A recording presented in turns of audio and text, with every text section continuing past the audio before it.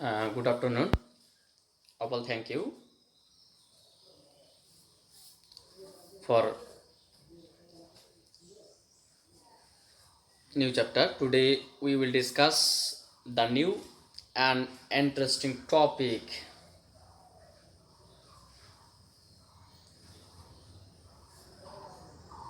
the discovery of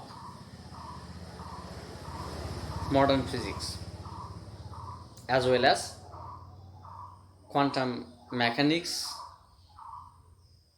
and especially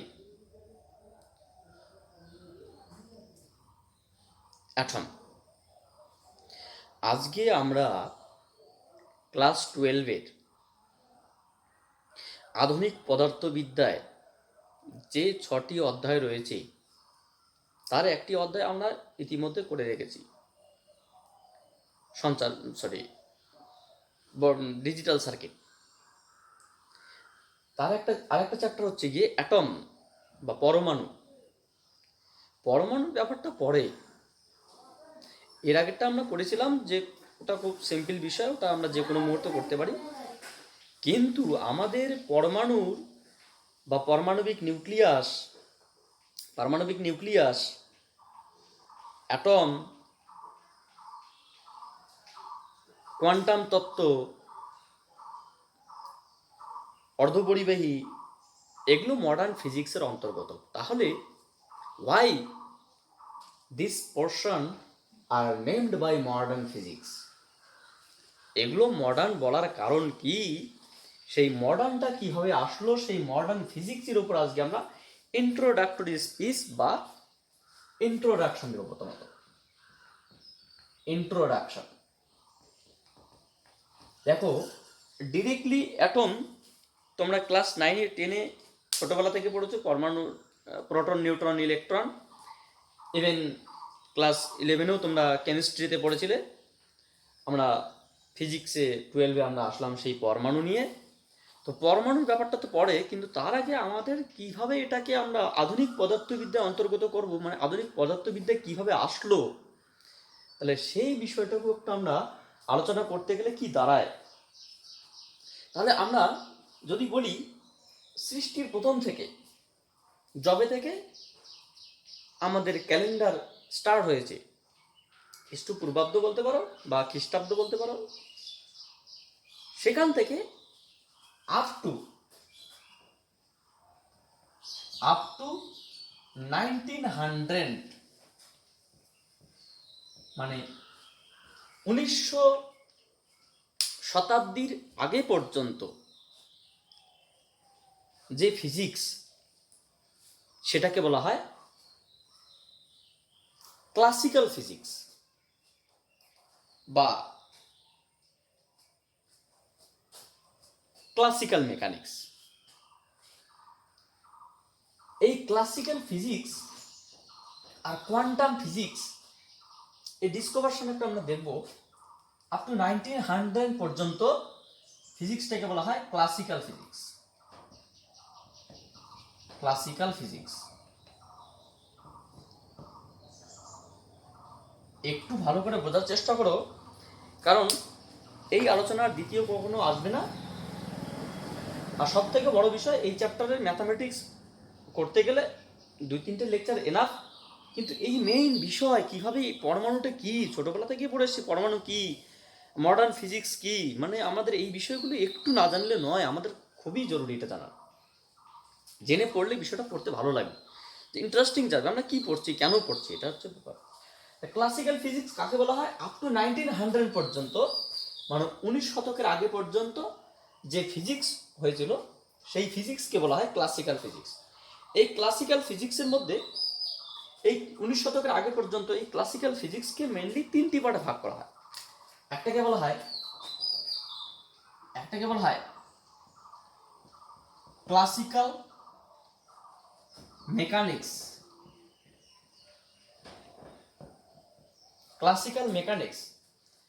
একটাকে বলা হয় থার্মোডাইনামিক্স।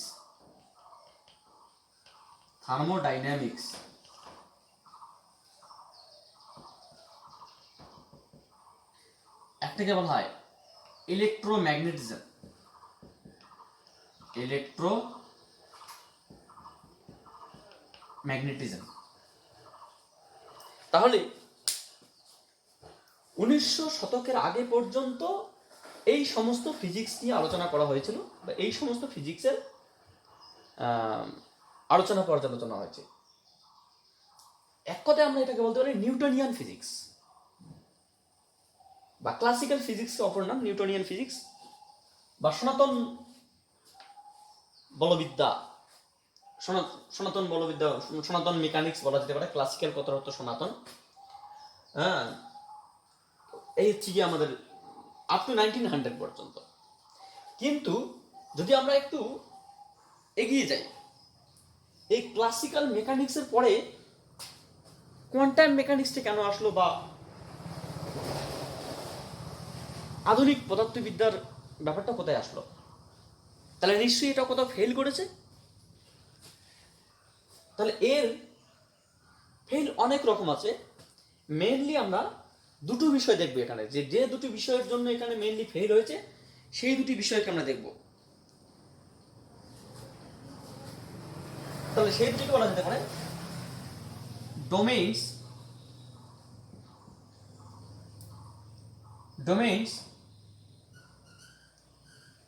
when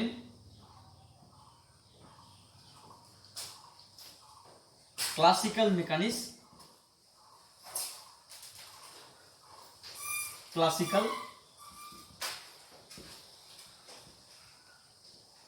বা ক্লাসিক্যাল ফিজিক্স ফেল। দুটি মেইন শর্তের জন্য ক্লাসিক্যাল ফিজিক্সটা ফেল হয়েছে, এবং তার পরবর্তীতে আমাদের কোয়ান্টাম ফিজিক্স বলা যেতে পারে, বা মডার্ন ফিজিক্স বলা যেতে পারে। যেন পরমাণুটা একটা কোয়ান্টামের মধ্যে পড়বে, আমাদের যে অর্ধপরিবাহ ওটা একটা কোয়ান্টামের মধ্যে পড়বে। আমার এক কথা আধুনিক পদার্থবিদ্যা যতটা আছে সবটা কোয়ান্টামের মধ্যে পড়বে।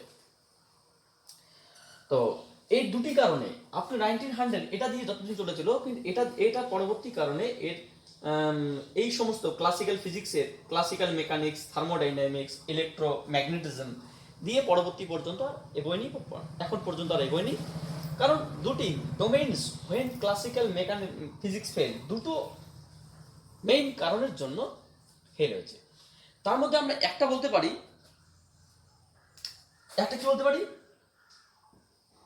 যে কোনো একটা অবজেক্ট বা বস্তু, সেই বস্তুটির বেগ যখন খুবই বেশি হয়, তার মানে আমরা বলতে পারি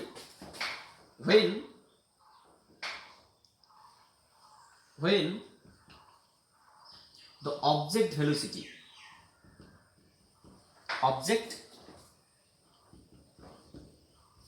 velocity is very high,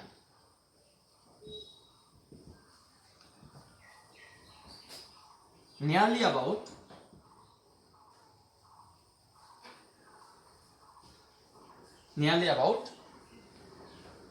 10 to the power 8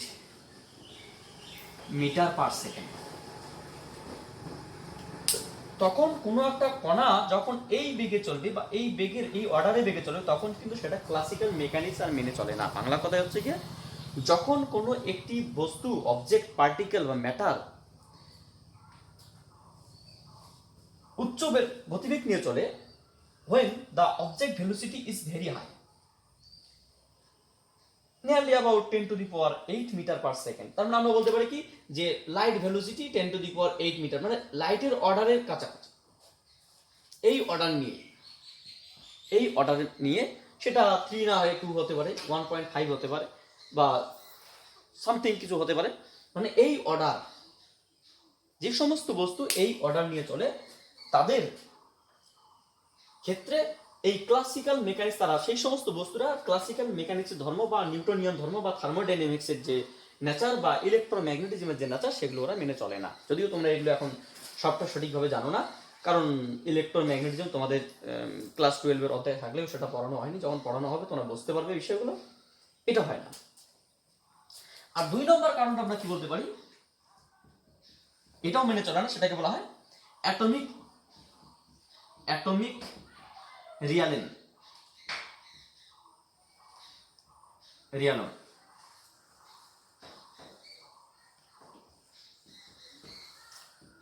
রিয়ালাম। Atomic রিয়ালাম মানে কি? যে পরমাণু, আমরা জানি পরমাণু, সেটা আমরা পড়ে এসেছি। অ্যাকচুয়ালি পরমাণুটা কি? পরমাণুর মধ্যে প্রোটন, নিউট্রন, ইলেকট্রন, অর্থাৎ প্রোটনের বেগ, প্রোটনের প্রোটনের না, ইলেকট্রনের বেগ, প্রোটন, নিউট্রন, ইলেকট্রন কণাগুলোর যে সাইজ, তারা কি ক্লাসিক্যাল পার্টিকেল বা নিউটনের সূত্র মেনে চলে? তারা কি থার্মোডাইনামিক সিস্টেমের মধ্যে মেনে চলে? তারা কি ইলেকট্রোম্যাগনেটিজমের ঘটনা ঘটায়? না। অ্যাটমিক রিয়ালিমে গিয়ে আমরা এই ক্লাসিক্যাল মেকানিক্সটা বা ফিজিক্সের যে মেইন একটা ক্লাসিক্যাল ব্রাঞ্চ, সেই ব্রাঞ্চটা ফেল করে। কিন্তু তাহলে এবার কি আসলো? এই কারণগুলোকে অনুধাবন করতে গিয়ে এর সেকশনে তৈরি হয়ে যায়, এইরকম বস্তুর ক্ষেত্রে তৈরি হয় special theory of relativity.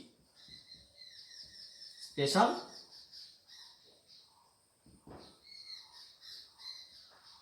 Theory of relativity, যেটা হায়ার স্টাডিজ আছে তোমাদের নেই, এবং এর পরিবর্তে তৈরি হয় কোয়ান্টাম মেকানিক্স।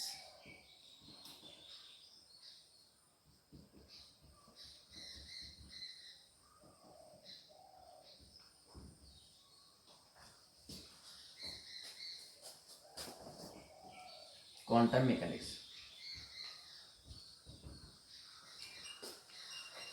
মানে এর তত্ত্ব অনুধাবন করতে গিয়ে বিজ্ঞানীরা অনেক আলোচনা, পর্যালোচনা এবং অনেক ঘাটাঘাটি করে শেষ পর্যন্ত স্পেশাল থিওরি অফ রিলেটিভিটি বা আপেক্ষিকতাবাদ তত্ত্ব, আইনস্টাইনের মানে আইনস্টাইন অ্যাকচুয়ালি আমরা জানি যে আইনস্টাইন কিসের জন্য নোবেল পেয়েছেন, যে আইনস্টাইন আমরা নোবেল পেয়েছিল যে ইকুয়াল টাইমস স্কোয়ার, ভুল কথা, ইকুয়াল টাইমস স্কোয়ার নয়, স্পেশাল তার রিলেটিভিটি বা আপেক্ষিকতাবাদের জন্য, মানে আইনস্টাইনের আপেক্ষিকতাবাদের যে একটা ঘটনা, সেটার জন্য তিনি নোবেল পেয়েছিল।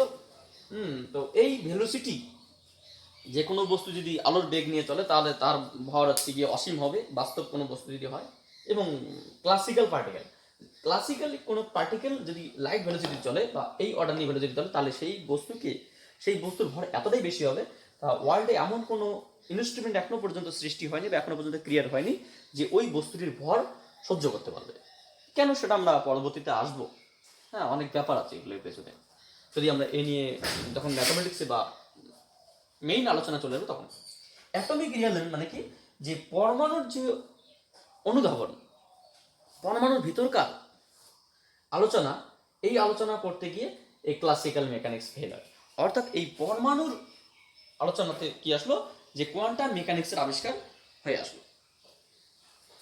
এবার তাহলে এই কোয়ান্টাম মেকানিক্স অ্যাকচুয়ালি আমরা বলতে পারি যে কোয়ান্টাম মেকানিক্স কবে থেকে তাহলে স্টার্ট হল? তাহলে কি 1900 সাল থেকে কোয়ান্টাম মেকানিক্স স্টার্ট? না। অ্যাকচুয়ালি আমরা যদি বলি দ্য বার্থডে অফ কোয়ান্টাম মেকানিক্সের জন্মদিন কবে, একদম আমি ক্লিয়ার ভাবে বলতে পারি, দ্য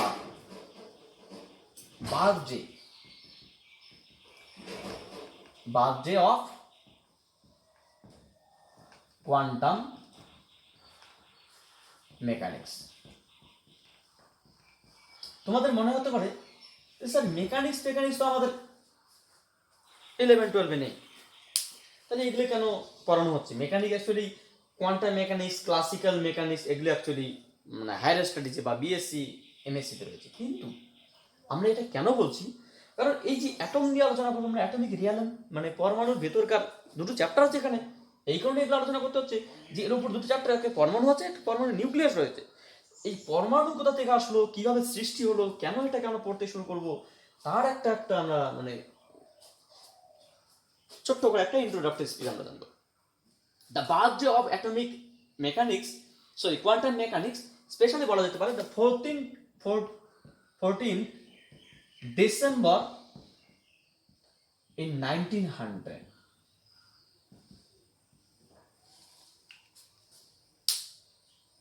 1900 সালের 14ই ডিসেম্বর স্যার ম্যাক্স প্লাঙ্ক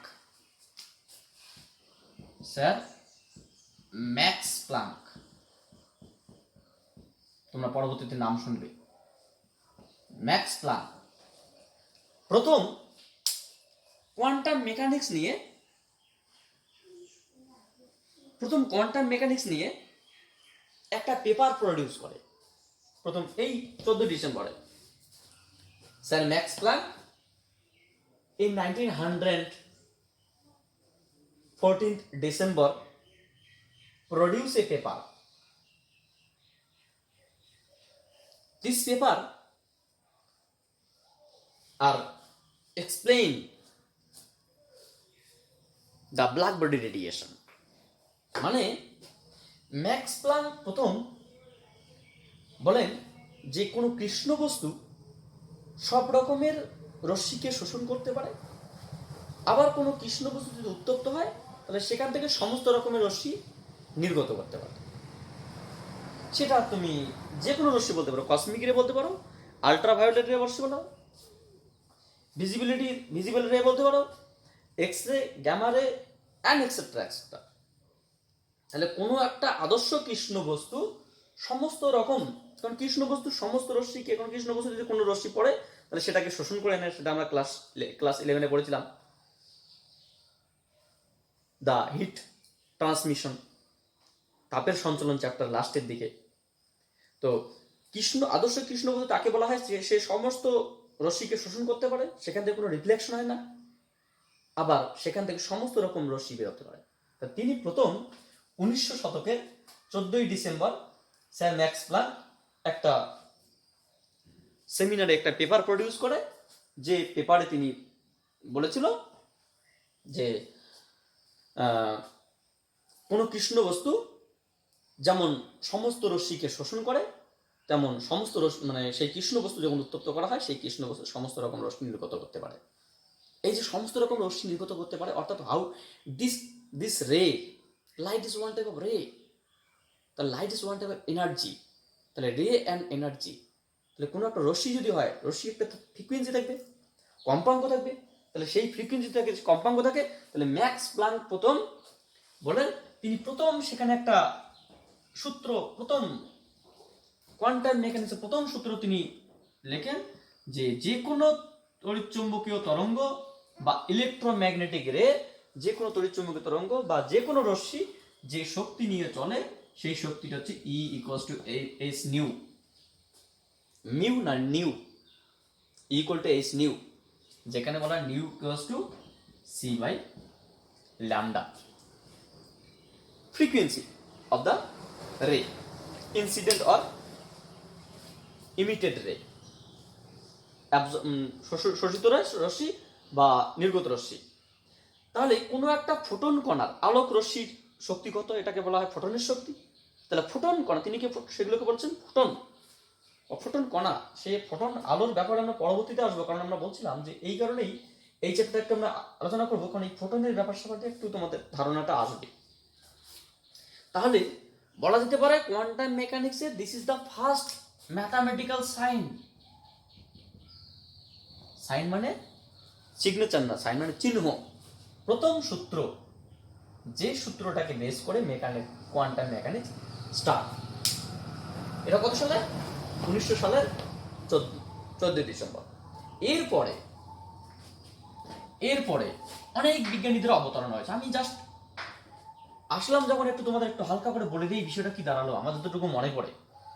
এরপরে ঠিক 1905 খ্রিস্টাব্দে স্যার আলবার্ট আইনস্টাইন, 1905 খ্রিস্টাব্দে স্যার আলবার্ট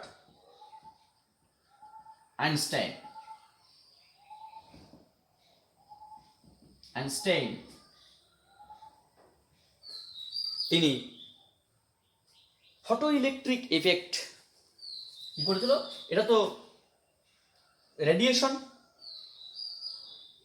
করেছিল, এটা তিনি কি করেছিল, ফটো ইলেকট্রিক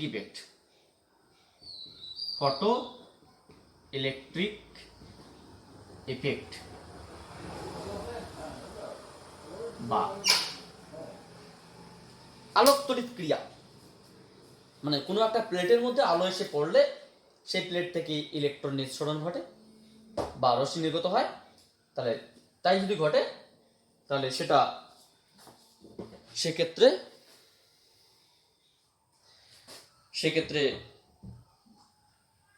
হ্যাঁ, তাই 1905 খ্রিস্টাব্দে sir Albert Einstein photo electric effect যে ব্যাখ্যাটা করেছিল সেই ব্যাখ্যায় তিনি বলছিল যে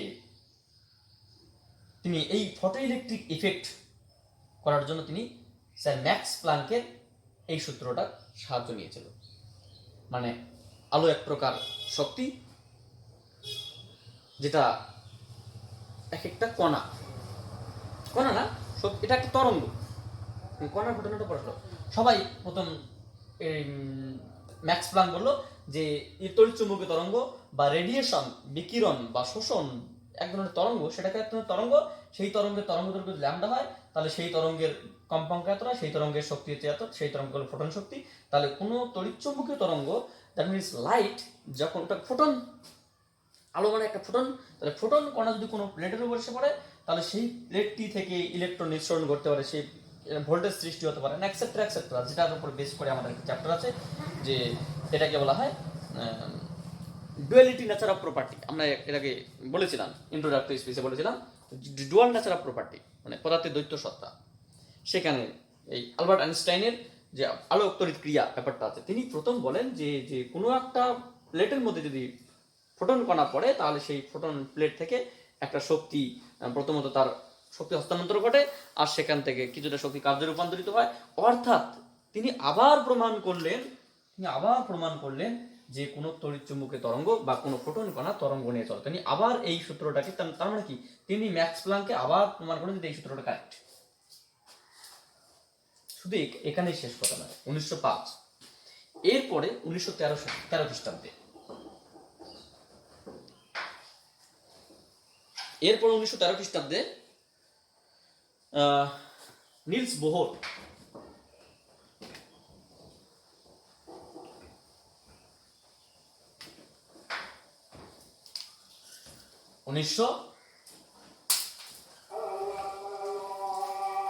sir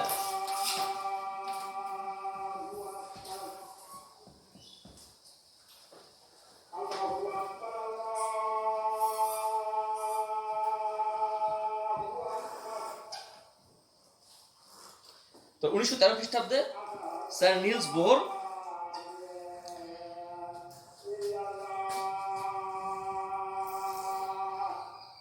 by introducing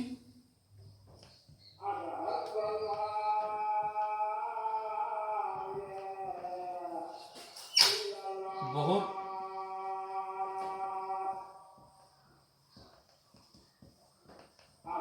atomic model,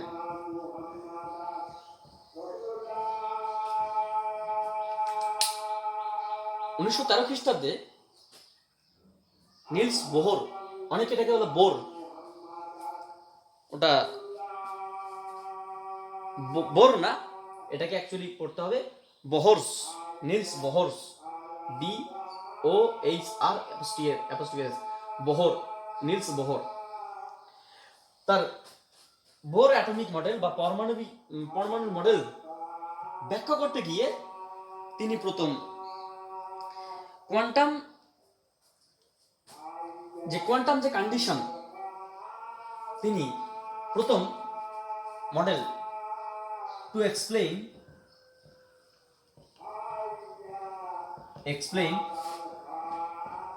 quantum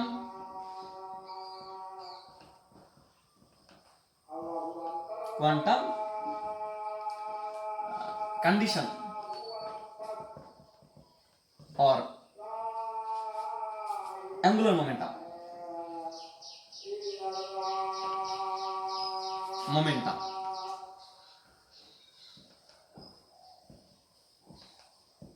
angular momentum তিনি প্রথম প্রতিষ্ঠা করেন।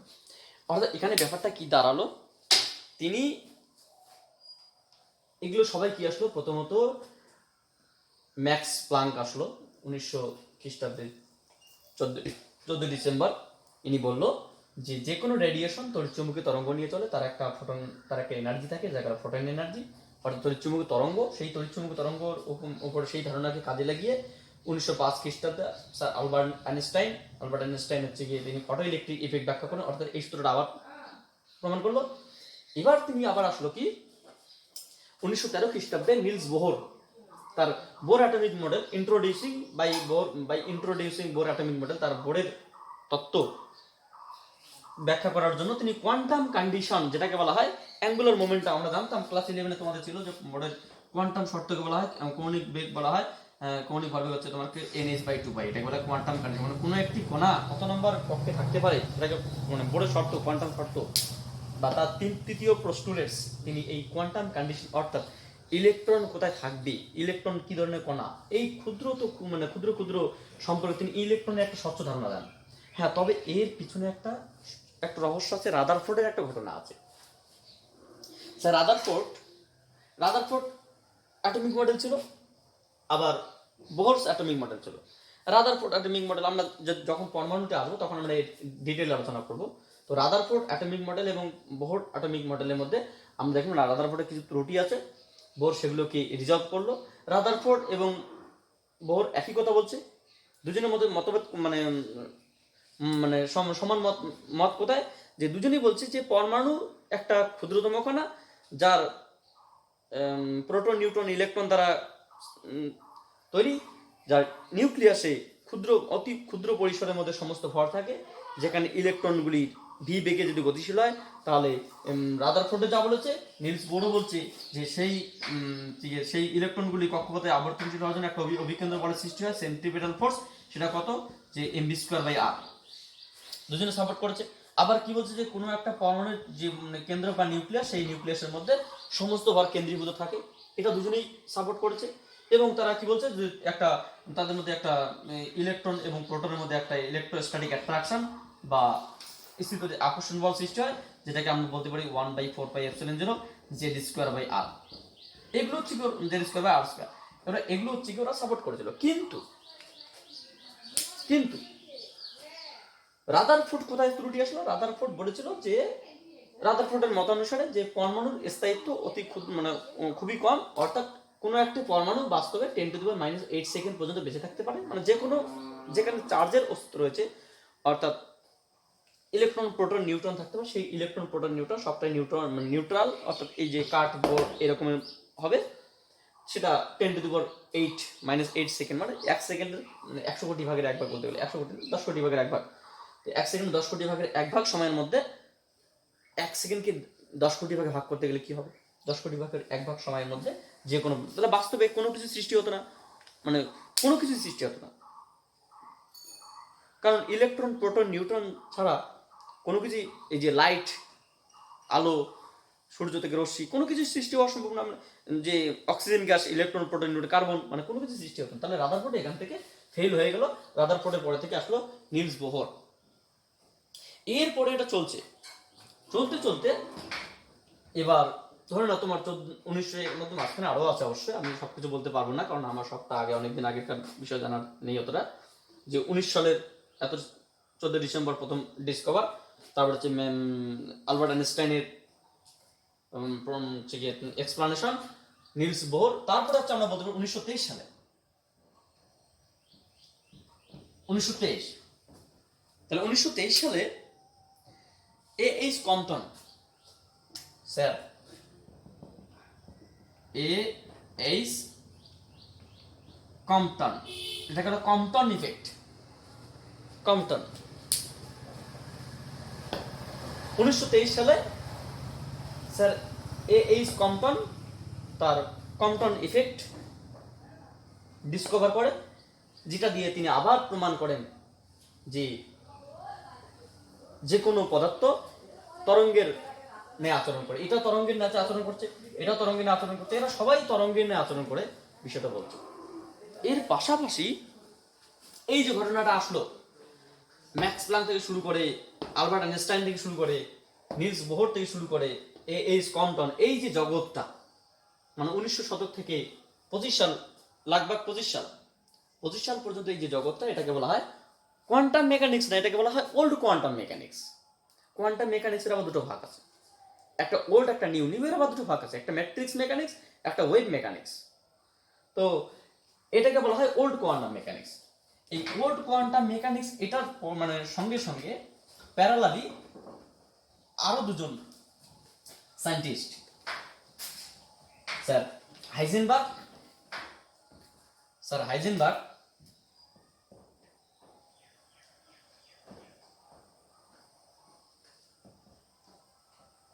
Heisenberg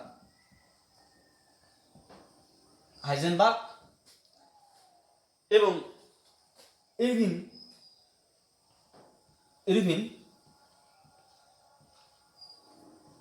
Schrödinger.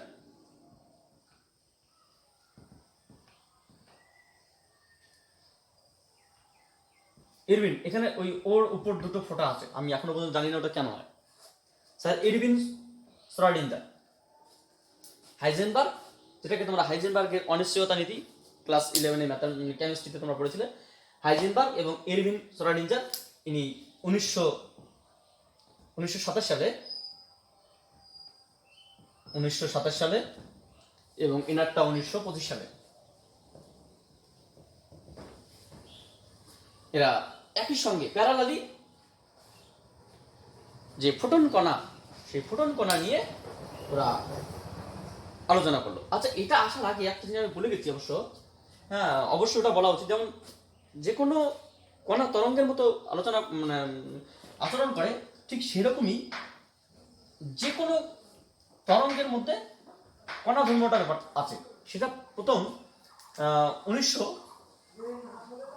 1927 সালে ডেভিসন এবং জার্মার দুজন বিজ্ঞানী, ডেভিসন যেটা তোমাদের ক্লাস 12-এ আলোত্তরিত কি চ্যাপ্টারে আছে, ডেভিসন এবং জার্মার এক্সপেরিমেন্ট বলা হয়। ডেভিসন এবং জার্মার এক্সপেরিমেন্ট এরা প্রথম প্রমাণ করে, যে এটা পড়ে অবশ্য। তাহলে max Planck, sir Albert Einstein, Nils Bohr, H Compton, Davidson এবং জার্মার প্রথম ওরা বলে পার্টিকেল হ্যাভ ওয়েভ ক্যারেক্টার।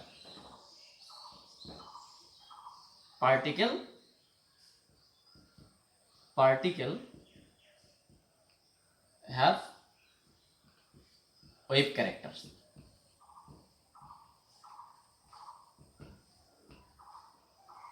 তার মানে আমরা কি জানি, যে কোনো তরঙ্গ, যে কোনো কণা তরঙ্গ রূপে আসে। যেমন তড়িৎচুম্বক তরঙ্গ, আলো, ছোট ছোট ফোটন কণা কি তড়িৎচুম্বক তরঙ্গ। এখানে কম্পাঙ্ক থাকে, যেখানে হচ্ছে তোমার শক্তিগত = h নিউ, যেখানে নিউ সমান c/λ, তরঙ্গ আছে এখানে। কিন্তু এই দুজন প্রথম বিজ্ঞানী যারা বলছে না পার্টিকেল অফ ওয়েভ ক্যারেক্টার, যে কণার মধ্যে তরঙ্গ ধর্ম আছে। আর ওরা কি বলছে, যে তরঙ্গের মধ্যে কণা ধর্ম আছে, ফটো ইলেকট্রিক ইফেক্ট, সেখান থেকে ইলেকট্রন নিঃসরণ। তাহলে ওরা বলছে যে তরঙ্গের মধ্যে কণা ধর্ম আছে, এটা বলছে তরঙ্গের মধ্যে কণা ধর্ম আছে, এরা বলছে কণার মধ্যে তরঙ্গ ধর্ম আছে। তাহলে এই যে পার্টিকেল হ্যাভ ওয়েভ, এটা পরীক্ষা করে, যেটা ক্লাস 12-এ তোমাদের রয়েছে, হ্যাঁ দেখবো আমরা ওখানে ডেভিসন জার্মার এক্সপেরিমেন্ট। তো ওই ওয়েভ ক্যারেক্টার যে নেচার, তার মানে আমরা বলতে পারি যে কোনো কণা তরঙ্গের আচরণ করতে পারে, আর তরঙ্গ কণার আচরণ করতে পারে। এই যে তরঙ্গ কণা তরঙ্গ, এর উপর বেস করে বিজ্ঞানী